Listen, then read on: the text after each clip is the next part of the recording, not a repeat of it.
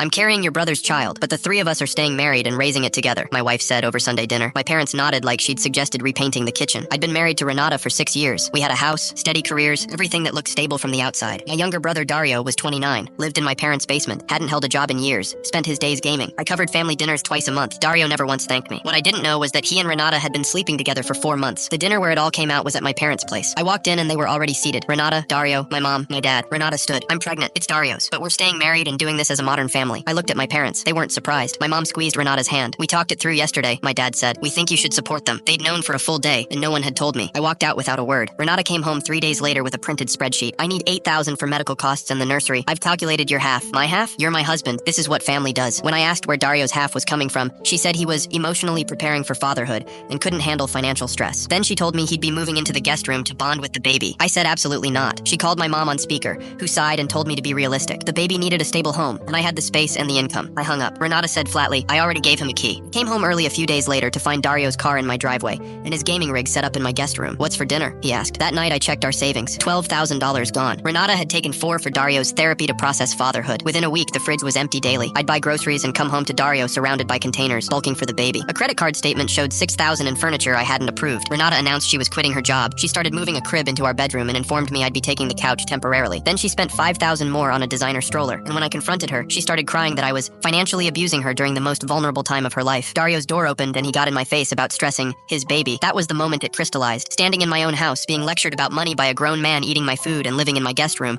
with a wife who'd rewritten our marriage without my consent and parents cheering it on. So I stopped arguing and started documenting. I called a lawyer that night, not to make a scene, to be thorough. I'd saved every bank statement, every card charge, every text where Renata laid out her plans in writing, $23,000 in 8 weeks, all on paper. The next morning, I filed for divorce and filed to have Dario removed from a property that was, legally, mine alone from before the marriage. I opened a new account, redirected my paycheck, froze the joint accounts, and canceled the shared cards. I didn't do any of it out of spite. I did it because I'd finally understood that no one at that table was ever going to draw a line for me. I had to do it myself. 2 days later, Renata's card declined at the store. She called screaming. I told her to check her email. Dario got his notice the same week. My parents came over yelling about family and loyalty, and I laid the bank statements on the table without a word. The full accounting of what family had cost me in 2 months. They didn't have much to say after that. The court had everything documented. Renata's attempt to frame the finances as abuse fell apart against a paper trail that showed exactly who had spent what. Because the house was mine before the marriage and the debts were hers, she walked away with far less than she'd counted on. I sold the house a few months later and moved to a new state for a fresh start. Renata and Dario ended up crammed into my parents' place. Whatever they built from there was theirs to sort out. My parents called on my birthday. I looked at the phone for a while, and then I let it go to voicemail. Not out of anger anymore, just clarity. I'd spent years being the family bank, the reliable one, the one who'd absorb anything to keep the peace. The best thing I ever did was finally decide that keeping the peace wasn't worth losing myself. I've never slept better than I do now, in a quiet house that's entirely my own.